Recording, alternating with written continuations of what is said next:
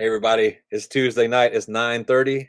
It's time to go behind the hedges. Tonight we have on our show a very special guest, a man very near and dear to my heart from the plains. And we're going to be talking about what the heck is going on at Auburn, Alabama. But before we do that, we must do this.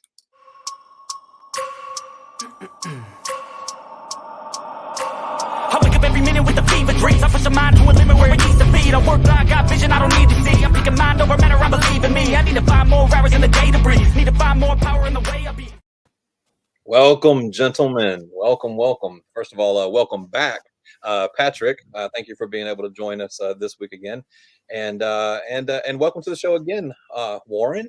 How many times have you done this with us? I only one time. Really? I'm surprised y'all asked me back, but yeah, I believe that one time we were talking about players getting paid. I remember that. Yes. I am perpetually surprised at the things I allow myself to do more than once. So anyway, we are happy to have you here, regardless of what they might say. And so tonight we're going to be talking about Auburn. And boy, there seems to be a lot to say. And so over the course of the past few weeks, we've been previewing a few teams here. We did Tennessee, Texas A&M, Georgia, and now we will allow you to choose who goes next. Right? That's the honor you get right here. And you don't have to do that until the end, so you can think on it.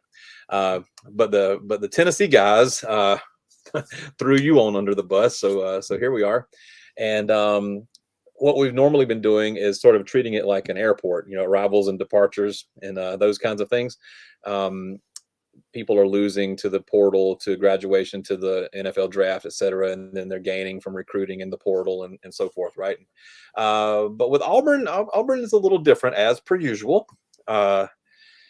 What is it that you always say about Auburn? They're the great ruiner of things, right? There was an article Spencer Hall wrote, and it's the most brilliant thing that's ever been written about Auburn. Auburn is simultaneously the most overrated and underrated college football program in history. If they're predicted to do great, they'll crash the plane, and if they're predicted to be terrible, well, they'll rob the bank. And that's Auburn for you. Yeah. So with that, I want to actually start tonight in sort of a reverse order. Pretty typical Auburn stuff. And let's start off with talking expectations first, and not only just expectations, but also approval rating. So let me prep this by saying, those of you who are not watching Josh Pate on Late Kick, do yourself a favor. The guy's gold. Go watch him, all right? And he had this thing on his show where he's talking about approval ratings of head coaches from their constituent fan bases. And he said, if I ask you the question, tell me the, 3 coaches in the SEC with the highest approval rating. It wouldn't take long before people would spit out names like Smart and Saban and probably Sam Pittman over at Arkansas, right? And I personally think that Sam Pittman should be number 1 on that list, but we'll, whatever. But if you ask somebody to spit out the 3 lowest approval ratings in the league, what would you come at? And I think that almost any casual SEC fan would probably arrive at Harsin pretty quickly, and then struggle with the second and the third lowest, right? So that's where I want to start. Warren, what can you tell us? Well, first of all, let's pretend that we're all 5 years old and we don't understand anything that's going on at Auburn, right? Can you give us a recap, just like the greatest hits of the past, since the guy was hired? What can you run through? We don't have time, but I can you do it in one tweet or less? Well, the trustees are still running amok at the school. We're talking about a school that was once put on academic probation because of activities by the trustees.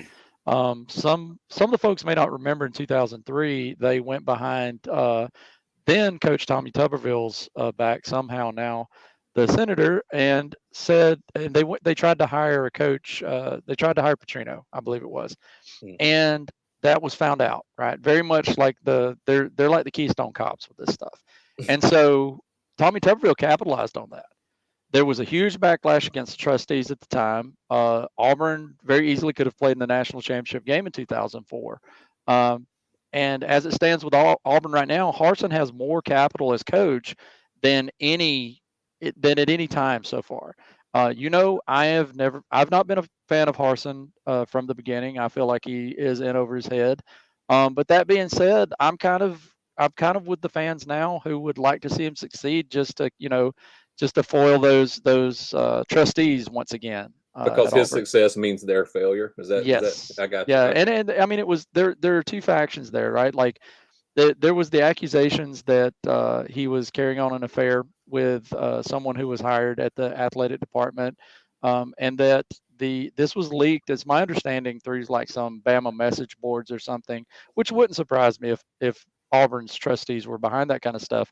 But what ended up coming out in the following days that played out before I believe it was the SEC media days, is that he was going to be fired at any time, and then they were going to pay him a partial buyout, and then there was a discussion of paying him the $21 million buyout total to go away. But it's obvious that he's not the trustees guy, and if that's the case at Auburn, then the fans are going to be all in for him. I don't think that's going to do a lot of good for this season, but right now he's probably as popular as he's ever going to be, unless he can figure out a way to win. Unless he can figure out. Oh, wonderful. Okay, so wow, It's Auburn. It's it, Auburn. it is certainly that. So, what would you say right now if I ask you to give it a percentage, like on a scale of 1 to 10, where does his approval rating fall? If 10 is Sam Pittman, like where is his approval rating? If 10 out of 1 out of 10, Yeah, his approval rating, I'd say 7.5, 8 right no now. kidding, No no kidding. kidding. Yeah. I And mean, the and folks who are the diehards anyway were like really all in for him. And this, how this played out, how it embarrassed the university, the alumni, I know it's one of those things now where they really would like to see him succeed. wow, wow. So what are we're going to talk more about this later when we talk about comings and goings and whatnot. But what are the expectations for Auburn's 2022 season? Now, let me ask it this way: Auburn lost their last 5 games of the year. Hmm. They finished 7-6 on the season. Correct me if I'm wrong on any of this. I think they were No, they finished 6-7, I believe, 6-7. yeah, Yeah, they were. because they lost the Birmingham Bowl to Houston. Okay, 6-7. The last part, they had Bama on the ropes in the Iron Bowl, and just had a That would have done so much for his approval rating. I mean, it's the big rivalry game. I believe it would have been like 2013 with Gus Malzahn, though. It would have set up incredibly unrealistic expectations after, Gus in his first year takes him to the national championship game.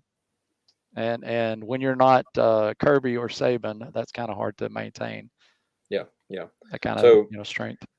so What do I think they're going to do this year? I'm trying to figure out a way to ask the question, but yeah, basically, what do you think they're going to do this year? I think if they're lucky, they'll win 5 games. But we're talking about Auburn, and this is setting up to be one of those classic Auburn seasons where strange things happen in Jordan-Hare Stadium. We know this, right? They very easily could start off the same way as last season. I think that they can beat Penn State at home. I think that's a possibility. But I mean, this may be a team that goes out and loses games that they should win and then turn around and upset Bama in the Iron Bowl again. That's just the nature of Auburn teams. And this is one of those classic seasons where they should fall flat on their face. They've got the third, I think by most rankings, the third hardest schedule. They've got an incredibly tough schedule.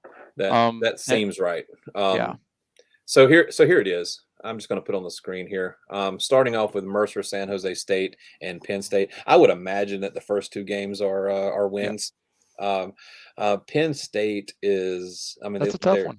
It is a tough one, but the thing is it's at Auburn, and strange things happen to Jordan-Hare. I can't remember if Sean Clifford is coming back from Penn State. Yes, I believe so. I believe I read earlier he was. He's basically the spark plug for that team. Yep. If he plays in that game, that's as good as they can get. I just don't think that. I think if they pull it off, it's like 27-24, 28-21. I mean, it would be very similar. It would be very similar to the game this past season, right? Like, exactly. I see the game sort of flopping in the other direction. In other words, what I'm trying to say is I don't think Penn State's going to be as good this year as they were last year. Right. And then you guys get Missouri, which is I think Missouri is going to be a pushover this year. So out of your first 4 games, I see you guys at worst at 3-1 and at best 4-0. Right. Okay. And then you come in and you got LSU in Auburn. At home. Now you guys beat them in the swamp last year, right? Mm-hmm. And now you got to play them at home. LSU is a team that really, really wants to rebound and get back to relevancy. Auburn LSU is a tough game. It is a very, very tough game. I agree. At best that game's a toss-up, right? So so Penn State and LSU are both toss-up games on your schedule so far. Right. Then you got to play Georgia in Athens, Loss. And let's just call Georgia's it what it is. Right. Georgia's a monster right now, and they've been monstrous to Auburn, particularly over the past few years. And it's just this is not the Auburn-Georgia rivalry of our childhood either, right? No, that's the thing is, it's completely changed. Georgia it has the upper hand, and in my opinion, will for quite some time. It would take one of those crazy, stupid, fluky upset games that nobody could have predicted. I don't see that happening. I think there's a chance that Auburn could lose to Georgia, go into a tailspin. They go into Ole Miss. I believe that they could lose Ole Miss at Oxford. Arkansas is one of those things with Arkansas and Auburn. It's kind of like Auburn at Florida. Florida never wants to play Auburn at home because it's just things that we've always played or Florida tough. Knocked them off at number 1 like 3 or 4 times. It's a ridiculous stat. And then you get Mississippi State, which I think is the next winnable game, but I don't think it's a guarantee. Yeah, I agree. I mean, Texas A&M kind of falls under that same. So I'm looking here like definite wins: Western Kentucky, Missouri, Mercer, San Jose State. I count 4 definite wins. I count Georgia, and I won't say that Alabama is a definite loss, but I will say there is at least one other definite loss, right? So you got 4 in the bag wins, 2 in the bag losses, and that leaves 6 toss-up games. And that's where Auburn proves to be Auburn in those games, right? They could go in a tailspin, drop 5 in a row, or they could go into some crazy winning streak, end up, going into the Iron Bowl for the SEC West. I'm not saying that they're going to win the SEC West. I'm just saying it's Auburn. Right. And if that did happen and you woke up the next morning, it's not like you're going to throw yourself off of a cliff or anything. You're just like, that seems reasonable. Mm-hmm. Yeah. So we got a little comment here from Facebook user says, please beat Ole Miss. Don't know who you are, Facebook user, but sure, why not? Let's beat Ole Miss. But you know how I bet that is? That's bet $1. That's Brandon, young Brandon. He is not a fan of Lane Kiffin. So I like what Lane brings to the SEC. I like personalities. You know what I mean? I agree. It's like you know what you're going to get with him, and that is you don't know what you're going to get. Kind of like with Auburn football this year. Right. So it's conventional wisdom says that Auburn wins 4 games. It's going to be another tough season. They don't know who the quarterback. There's five potential quarterbacks at Auburn at this point. The receiver core is decimated. You had I think it was like so many defensive starters are gone. I can't even recall the stat. Hold on to that though, because we're going to be talking about that in coming up soon. So before we close this segment, let me ask you to pick for me I need a basement and a ceiling, right? I need a worst possible case scenario, best possible case. Worst case 4 wins, best case, absolute best case 9 wins. Wow, so somewhere between 4 and 9. That's Auburn. We've had this conversation many times, and anybody who is an Auburn fan who maybe listened to this are like, that dude knows what's up. I mean, it's It's Auburn, and if that's why I'm so damn excited about this season. Like for me, all of the unknowns. When you get a season where there's so many unknowns with Auburn, more often than not, Auburn rises to the occasion, right? But there's Yeah. always the time that they have completely tripped over their own feet and landed flat on their face, and that's not out of the realm of possibilities with this. So I'm gonna go absolute best. I want to say 8 wins. 8 wins is ceiling. Mm-hmm. And I can't even go as low as you on the floor. I gotta go like 5. I think a 5-7 season is about as bad as it's gonna get. You're So probably closer to it, but I mean, it's just so many unknowns with yeah, Auburn, yeah. and how they're going to do. And I'm not convinced that Harson's the guy for the job. All right. So everybody stick around. When we come back, we're going to be talking about some of those unknowns. See you in a bit.